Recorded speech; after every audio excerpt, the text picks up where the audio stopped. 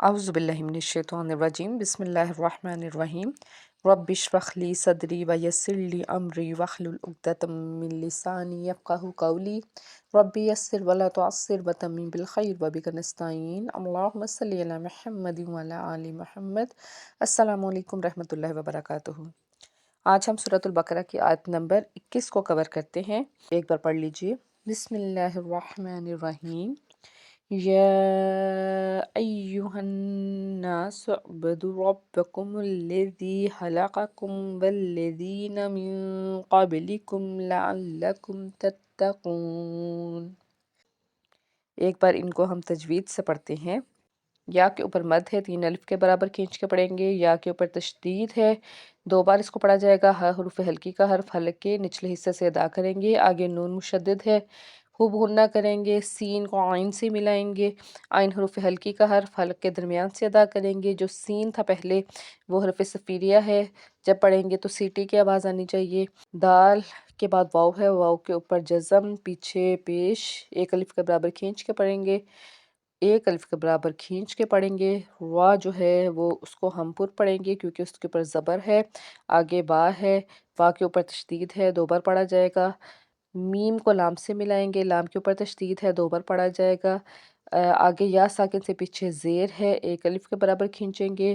ہا حروف ہلکی کا حرف حلق کے اوپر والے حصے سے اس کو ادا کریں گے اور یہ حرف مستعلیہ ہے، اس کو پر پڑھیں گے۔ اس کے بعد قاف ہے، قاف بھی حرف مستعلیہ کا حرف ہے، پر پڑھا جائے گا۔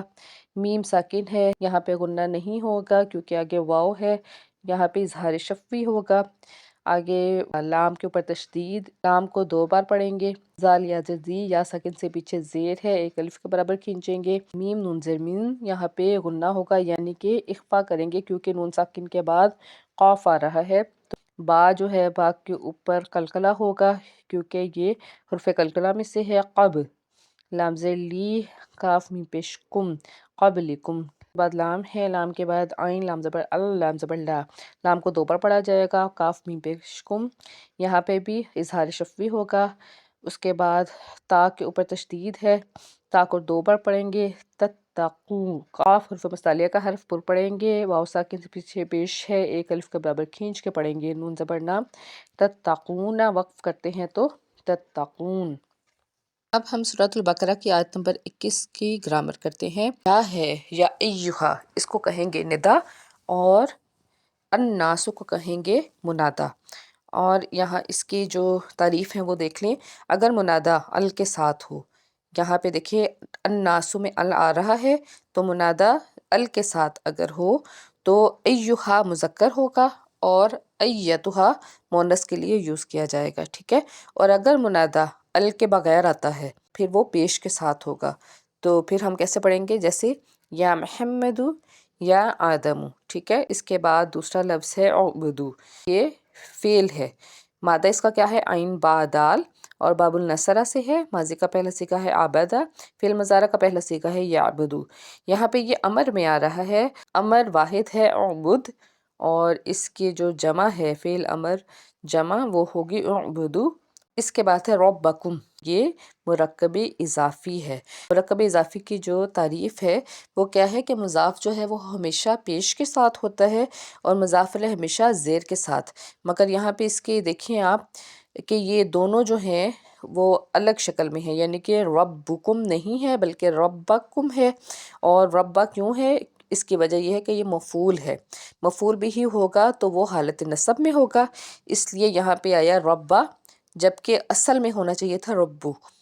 جو ضمیر ہے وہ ہر حال میں معرفہ ہوتی ہے نا، تو اس لیے یہ نکرہ پلس معرفہ ہے اور کم ہمیشہ معرفہ میں یوز ہوگا، تو یہ کیا بن گیا؟ مرکب اضافی۔ اس کے بعد آگے ہے الذی، الذی کیا ہے؟ یہ اسم موصولہ ہے، ٹھیک ہے، اور یہ واحد کے لیے یوز ہو رہا ہے، اس کا مطلب ہے جس نے۔ اس کے بعد ہے خلقکم، فعل پلس ضمیر ہے، اس کا مادہ ہوگا ہا لام قاف، اور یہ باب النصرہ سے ہے۔ ماضی کا پہلا صیغہ ہے خلق، فعل مضارع کا پہلا صیغہ ہے یخلقو، اور یہاں پہ خلق جو ہے یہ ماضی واحد غائب کے لیے آیا ہے، ٹھیک ہے۔ اور کم جو ہے وہ ضمیر ہے، ضمیر متصل، اور یہ مفعول بھی ہے، ٹھیک ہے۔ والذین، والذین کیا ہے؟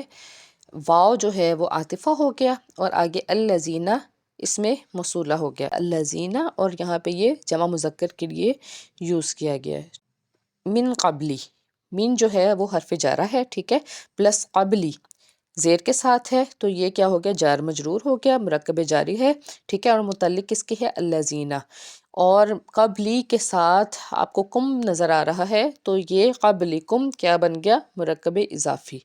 لعل، لعل کیا ہے، یہ مشبہ بالفعل میں ہے یا حرف ناصبہ اس کو ہم کہیں گے، یہاں پہ یہ چھٹے نمبر پہ ہے لعل، ٹھیک ہے، اس کا مطلب ہے شاید یا تاکہ، اور پلس کیا ہے، کم، اور لعل کا جو اسم ہے وہ منصوب ہے کم، اور خبر اس کی کیا ہے، تتقون، اور تتقون کو دیکھتے ہیں، مادہ اس کا ہے واو قافیہ، اور باب الافتعال سے ہے، ماضی کا پہلا صیغہ ہے اتقا، اور فعل مضارع کا پہلا صیغہ ہے یتقی، مضارع جمع حاضر، اور کیا پڑھا جائے گا، تتقون، تم سب پرہیزگار بنو۔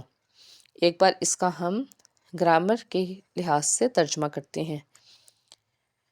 یا ایہا الناس، یا ایہا ندا ہو گئی، الناس منادا ہو گیا، ترجمہ اے لوگو، اس کے بعد ہے اعبدو، یہ فعل ہے اور فعل امر اس کو کہیں گے، اور اس کا مطلب ہے عبادت کرو۔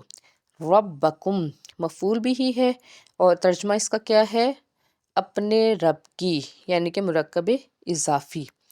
الذی اس میں موصولہ ہے، ترجمہ ہے اس کا جس نے، خلقکم فعل پلس ضمیر ہے، اس کا مطلب ہے تم نے پیدا کیا، ٹھیک ہے، اور اس کے بعد ہے والذین، واو عاطفہ پلس موصولہ، مطلب ہے وہ لوگ جو، من قبلی یہ ہو گیا مرکب جاری، اور قبلکم ہو گیا اضافی، اور اس کا ترجمہ کیا بن گیا، تم سے پہلے، بریکٹ میں تھے۔ لعلکم حرف نصب پلس ضمیر، مطلب ہے تاکہ تم لوگ، تتقون کیا ہے، فعل ہے، اور اس کا مطلب ہے پرہیزگار بنو، ٹھیک ہے۔ اب اس کا ہم آسان لفظی ترجمہ کرتے ہیں۔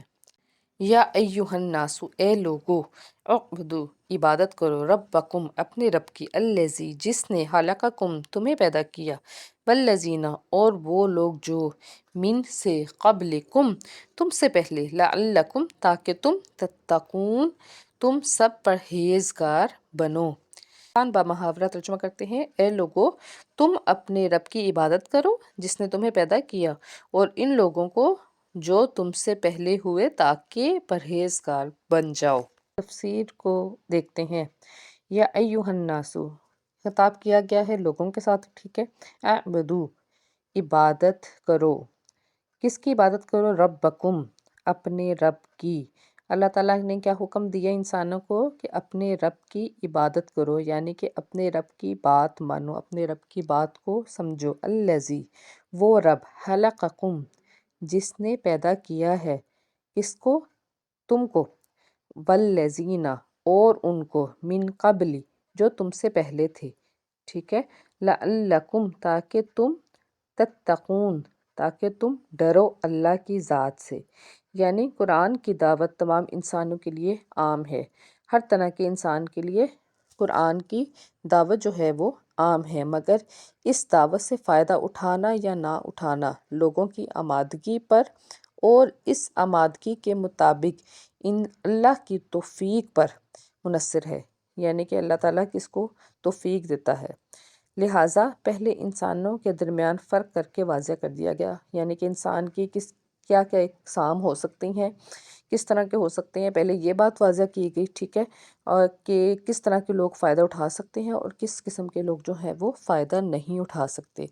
اس کے بعد اب تمام نوع انسانی کے سامنے وہ اصل بات پیش کر دی گئی جس کی طرف بلانے کے لیے قرآن آیا ہے، یعنی کہ اللہ تعالیٰ کی بات مانو، اللہ کی عبادت کرو، تاکہ تم اللہ کی ذات سے ڈرو، تاکہ تم پرہیزگار بنو، تاکہ تم تقوی اختیار کرو۔ آج کے لیے اتنا ہی، مجھے اجازت دیجیے، اللہ حافظ۔